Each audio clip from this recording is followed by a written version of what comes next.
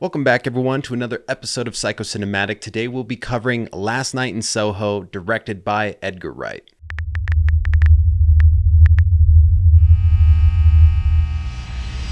Now, I kind of stopped saying this for a while, but just in case you don't know, spoilers are ahead. So this movie centers around Eloise, who is into fashion. She gets accepted to a fashion school in London from her country town somewhere in the UK. And I gotta say, the very first thing that stuck out to me with this movie is I can't stand watching Eloise's grandma ever since I watched her in the movie called The Owners, which I'll probably cover on here one day because it is such a freaky movie. So anyways, I hadn't seen this preview since, I guess, early 2021, and I didn't rewatch it before watching this movie. I just knew that I had seen it once and it looked like it was going to be good, so I wanted to watch it. So with that being said, I kind of thought that Eloise was the one who was in the 60s because when you go into her bedroom, she's got the Breakfast at Tiffany's and all these other 60s looking things in her room. But then when she's traveling, she's got Beats on, and I was like, wait, how come that didn't pop into my head when I saw The Taxi? I'm sure that probably wasn't a 60s car. I just wasn't even thinking about it because I was just believing that she was in the 60s, and I was just like, wow. I'm not sure if that was intentional or if I was just really spacing, but it got cleared up. Eloise gets to her dorm, and of course she's got the worst roommate of all time, but then she goes out and parties with them, and they go right for the Jaeger.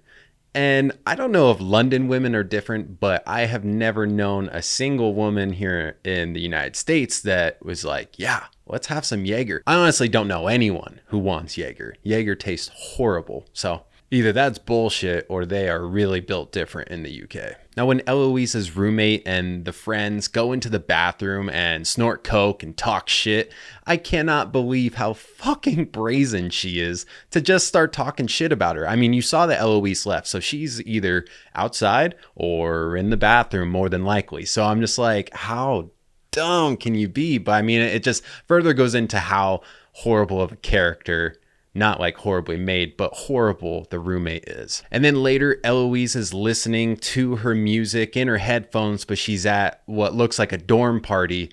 And it's really cool. I don't know if she's listening to the Beatles. Honestly, I'm really bad with my 60s movies and music, but she's listening to something like that, goes in, and it's lining up with the beat that's on in the party. And that was super dope to me. And I think it's funny because Edgar Wright, if you don't know, he was the one who created Baby Driver. And Baby Driver used music a lot and in creative ways. So he kind of has this style, I think, of utilizing music in ways that other people might not. So Eloise ends up finding a note that fell off of a bulletin board, which is basically offering up a bedroom for rent for women only. And when I first saw this, I immediately wrote sketch because, you know, in my head, I'm thinking of, oh, this bad guy is somehow going to get hurt, or she's going to end up in a horrible situation with some creeper.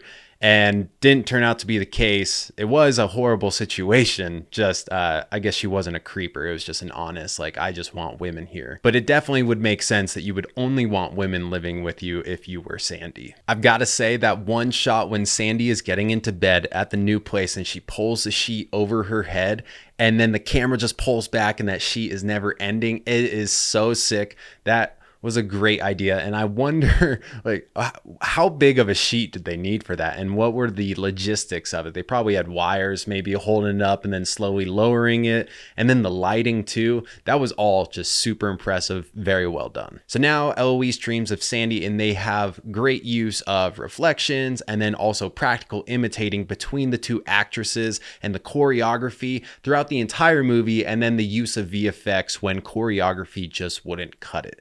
Very impressive work. When Jack is introduced and then he starts dancing with Sandy, I honestly cannot help but see that super cringy scene from Morbius. And I never even saw Morbius. If you were on TikTok, though, a couple months ago, maybe May or April, whenever that was in 2022, then you would know that Morbius got super trendy on TikTok for all the wrong reasons. So I don't know if I can ever see this guy differently. When Eloise eventually wakes up from her dream, she's got that hickey on her neck that she doesn't see until she's at school. But I love this because it's creating real stakes beyond avenging Sandy when she realizes that she's in danger. Because if she got a hickey, then she could probably be harmed in this dream world too, like some Freddy Krueger stuff. Now, I think it was John who asked Eloise if she had plans that night. And when she responds with, yeah, I kind of do have plans tonight, that was basically like saying, yeah, my plans are to go home and have a sexy dream.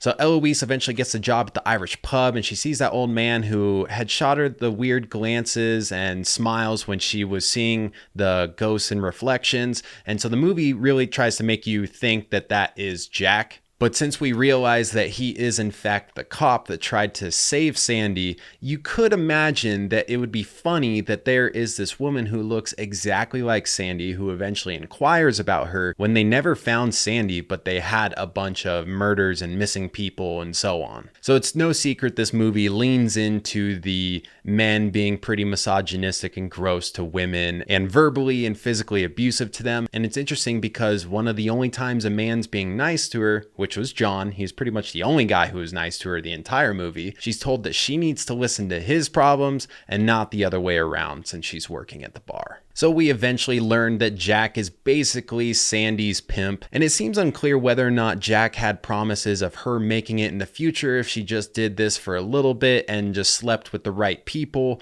or if he just kind of trapped her into being a prostitute. Something else I also found unclear was whether or not she was getting drugged or intentionally getting drunk so she could get through what she had to do. Getting drugged is something that this movie toys with a lot, but is only ever confirmed when Eloise gets drugged by Sandy. Now you could probably argue that Sandy was getting drugged the entire time because they were using that same distortion, kind of kaleidoscope effect every time someone was questionably getting drugged. Eloise has John over and then sees the vision of Sandy being stabbed to death by Jack, and she's tripping out, she's freaking out, and then old woman Sandy comes in, and honestly, John is so lucky to even be alive after that point, knowing everything that Sandy had been through. And then also, Eloise is lucky that John even sticks around because she really screwed him over right there. The mirror gets broken, he steps on glass, and she doesn't even really apologize or anything, and he's willing to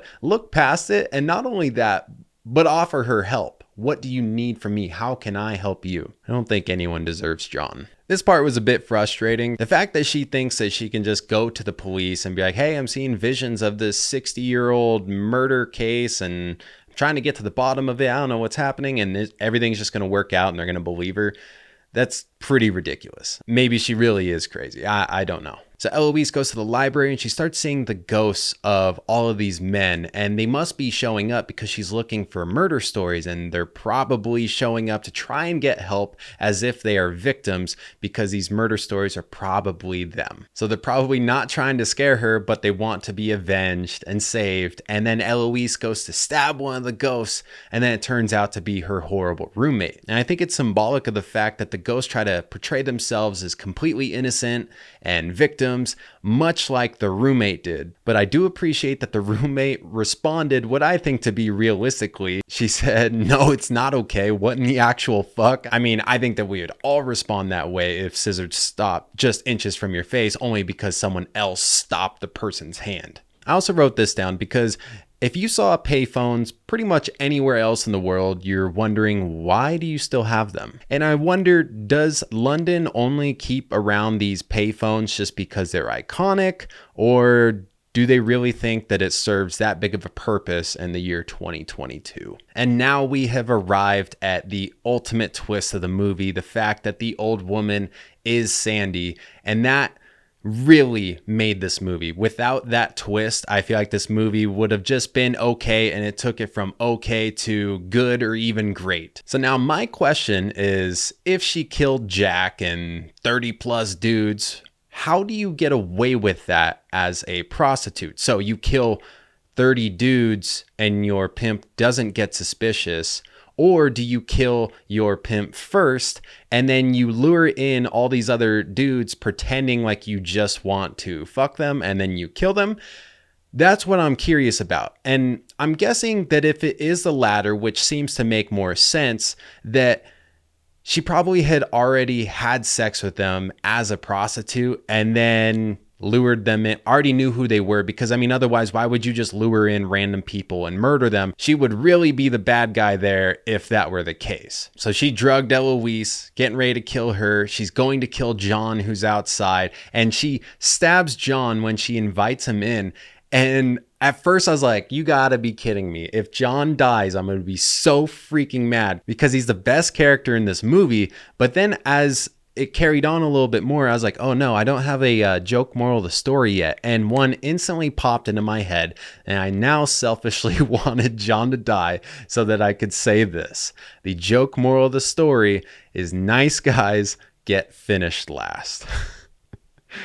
I'm sorry, John. I'm sorry. And then this movie wraps up with Sandy basically giving up on trying to kill Eloise because she just doesn't want to. She never wanted any of this from the start, and she's not going to go to prison, so she's going to kill herself because she's been in a prison her whole life, is what she says, which is tragic. And the way they handle that, I think, really lends itself to still liking Sandy as a character, because if she would have just went in there, wrecked shit, and that's it, then you'd probably be like, well, this character they were trying to get me to like this entire time now turns out to be really shitty. All right, now I'm going to talk about my thoughts on some of these fun facts from IMDb. The actress who played Eloise, I might be butchering this, it's spelled like Thomasin McKenzie. She was actually going out for Top Gun, and she dropped out to then get this movie. And I'm wondering what that means. I'm wondering if she was still in the auditioning process, or if she had a role, but then because she locked down this role as a lead, she then gives up Top Gun. I'm not sure. It'd be very interesting. If you know, if you're an actor, please let me know down in the comments, because I'm very curious. Now, in the credits, in between these slides of credits, they were having random shots of empty areas in Soho, presumably.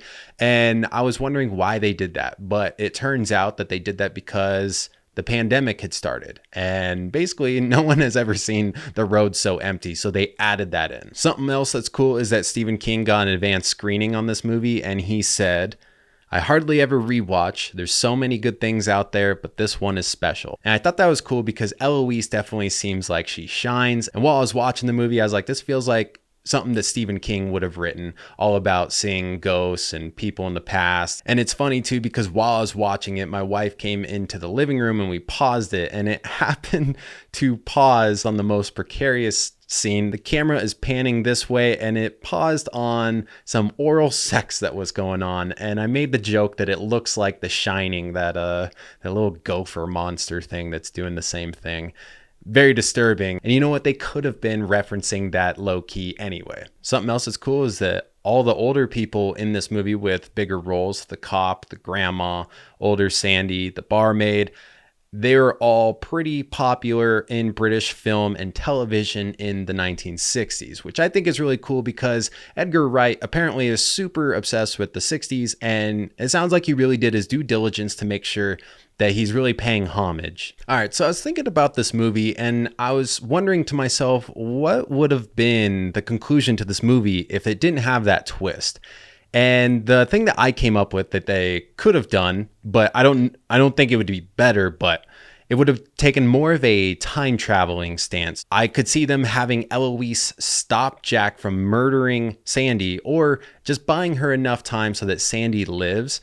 And then when Eloise wakes up in that bed, it's no longer even her room, and people are like, why are you in here? Because she, butterfly effect, affecting time. Or she could have just straight up woke up in her dorm room and never have lived in Sandy's place. But they honestly could have gone a million different routes. All right, now my review versus Rotten Tomatoes. Rotten Tomatoes, the critics gave it 76% and the audience gave it 90%. Where I stand, it's like an 8.5 for me, so an 85%. I really enjoyed in this movie their use of practical choreography and imitation for a lot of the reflection scenes, and accompanying it well with some visual effects. I also think that the twist in this movie was top notch. When I saw it, I was so excited, couldn't have been happier, and also I didn't see it coming at all. The thing I didn't like about this movie was I felt that the cop character really only served the purpose of throwing us off of the older Sandy's trail and getting us off the scent so we wouldn't suspect her as actually being Sandy. If I could change anything from this movie, it'd be for Eloise to experience more than just a hickey from her dream, something to add even more stakes and show that it is still a constant threat every time she decides to go to sleep. But overall, I really enjoyed this movie, and I hope you also enjoyed this episode of Psychocinematic. Thank you so much for watching, and I'll see you in the next one.